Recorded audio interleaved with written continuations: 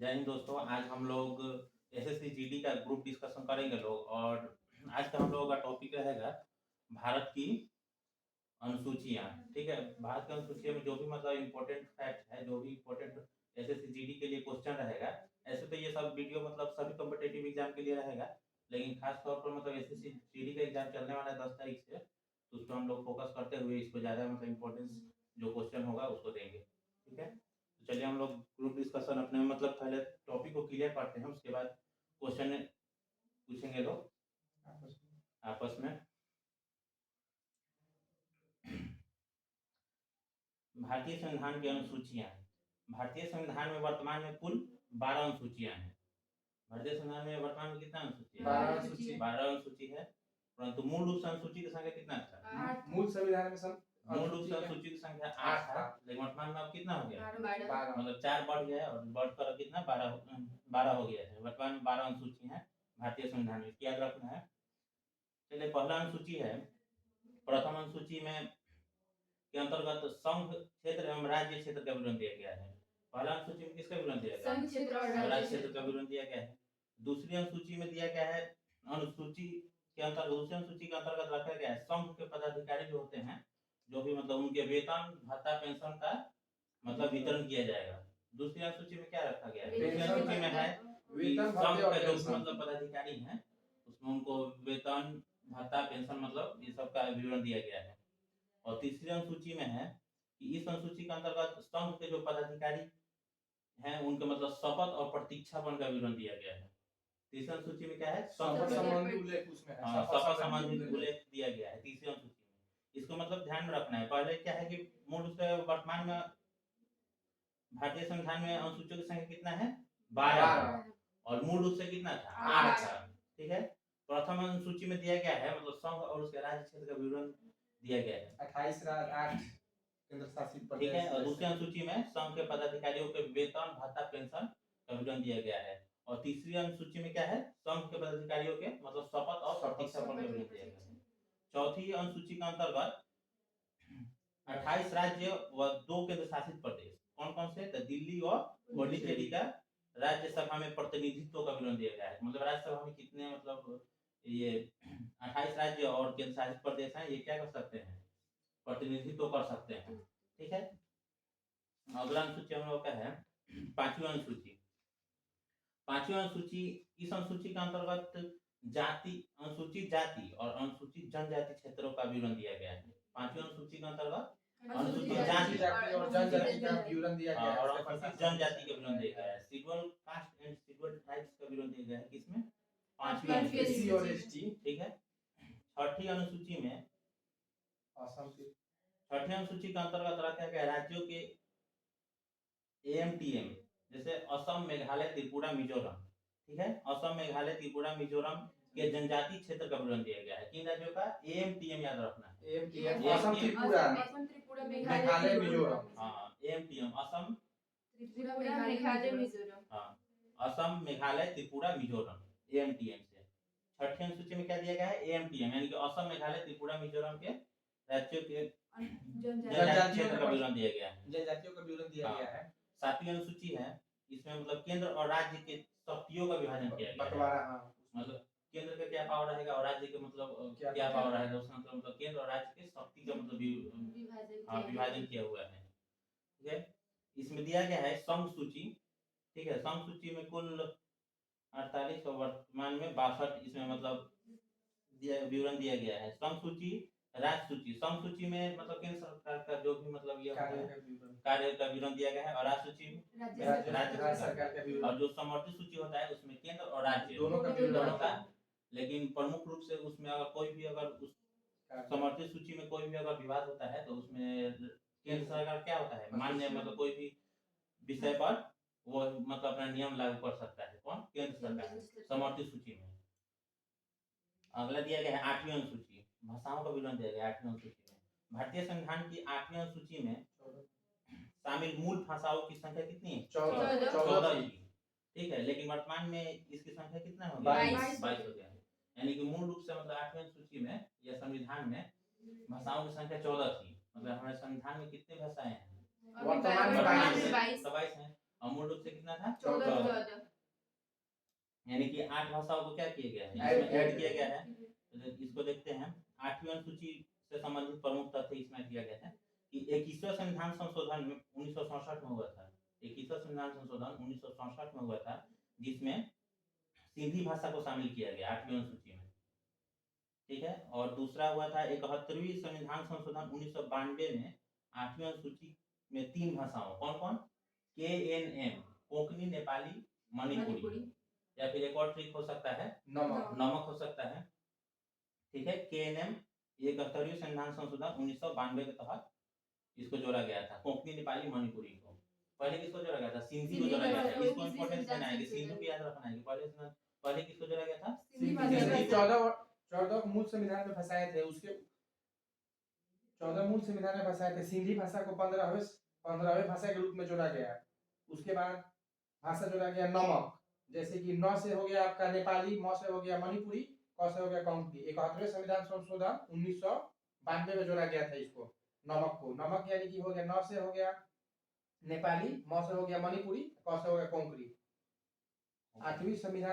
8वीं अनुसूची में भाषाओं का उल्लेख दिया गया है।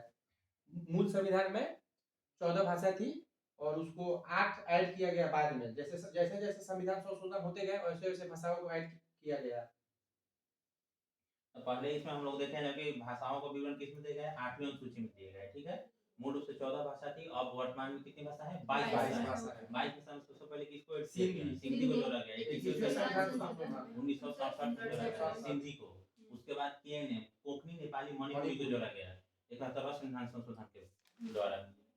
उसके बाद 92वें संविधान संशोधन हुआ 2003 में, ठीक है। इसके अंतर्गत 8वीं अनुसूची में 4 भाषाओं को जोड़ा गया।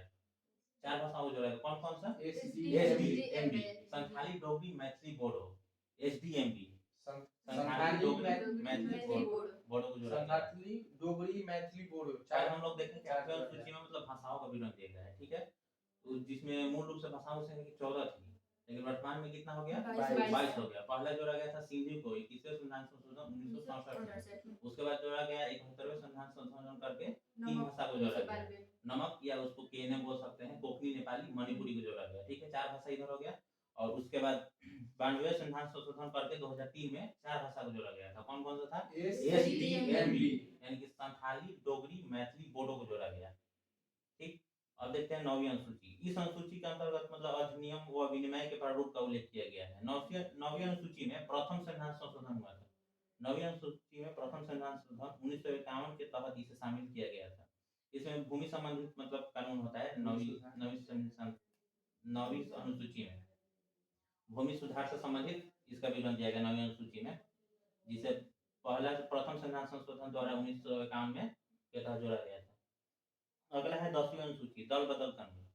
दल बदल कानून को 10वीं अनुसूची में 52वें संविधान संशोधन द्वारा 1985 के अंतर्गत क्या किया था जोड़ा गया था। 52वें संविधान के अंतर्गत 1985 में इसको जोड़ा गया था दल बदल कानून। 10वीं अनुसूची के अंतर्गत इसको रखा गया।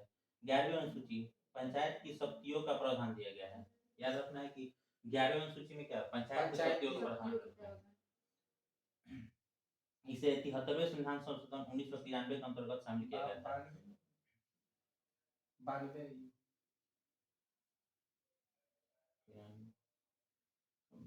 अगला है 12वीं अनुसूची नगरपालिका के शक्तियों का प्रावधान। 12वीं अनुसूची को 74वें संविधान संशोधन द्वारा 1993 के अंतर्गत शामिल किया गया था। देखिए इसको याद रखना है कि मतलब 11वीं अनुसूची में क्या किसको शामिल किया गया था पंचायती राज।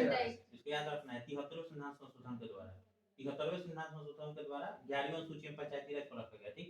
उसके बाद 12वीं अनुसूची में क्या नगरपालिका के शक्तियों का मतलब विरोध देगा 12वीं अनुसूची में 74वें संविधान संशोधन करके इसको जोड़ा गया था। याद रखना है 73वां में किसके पंचायती राज। हाँ 11वीं अनुसूची में। और बढ़ावा में जोड़ा गया है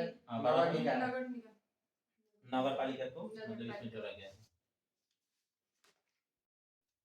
अनुसूची का हम लोग थ्योरी देख लिए लोग। अब इसमें क्या किया जाएगा हम क्वेश्चन पूछ रहे हैं, ठीक, जवाब दे रहे हैं, ठीक है।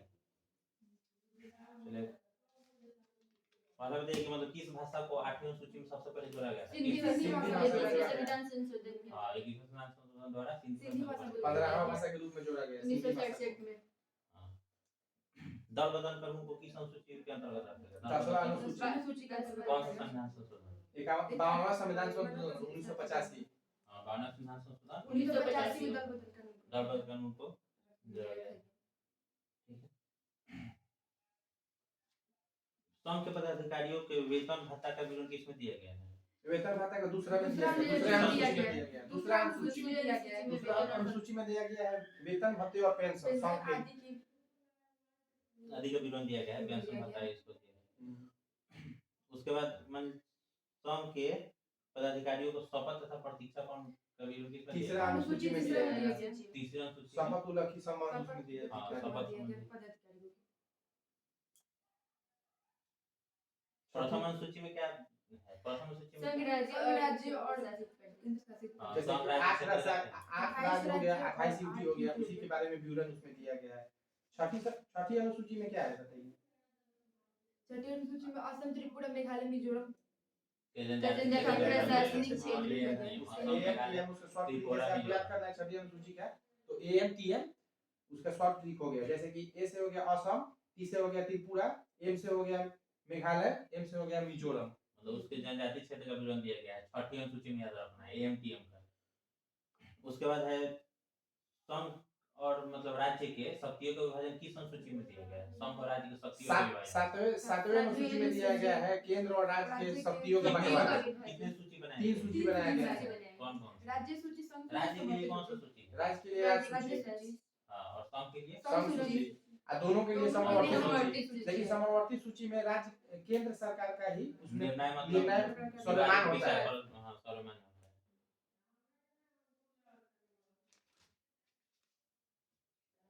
नौवीं अनुसूची के अंतर्गत क्या मतलब रखा है, क्या कहा गया? नौवीं अनुसूची को पहले संविधान संशोधन 1951 में जोड़ा गया जिसके अंतर्गत भूमि सुधार का विवरण उसमें दिया गया है। पंचायती राज का विवरण किसमें दिया गया? 11वीं अनुसूची में दिया गया है। 73वां संविधान संशोधन 1952 में उसका संशोधन हुआ था। उसमें 73वां संविधान संशोधन हुआ था 1952 में जिसमें 52 नहीं 1992 में 1992 1992 1992 73वां संविधान पंचायती संशोधन 92 में पंचायती राज का विवरण दिया विवरण गया दिया है। गया। 11वीं अनुसूची में पंचायती राज का विवरण 11वीं अनुसूची में दिया गया है। जिसका 29 विषय में उसको रखा गया है। विषय उसमें 29 है। हाँ, और नगर पालिका का विवरण किसमें दिया गया? 12वीं अनुसूची में दिया गया। 12वीं अनुसूची 74वें किस संविधान संविधान संशोधन 1993 के द्वारा इसको शामिल किया गया है। नगर निकाय। ठीक है, तो अनुसूची हम लोग का मतलब क्लियर हो गया। जी आगे हम लोग दूसरा टॉपिक शुरू करेंगे लोग। कुछ देर तब तक के लिए थोड़ा सा इंटरवल हम लोग ले रहे हैं लोग।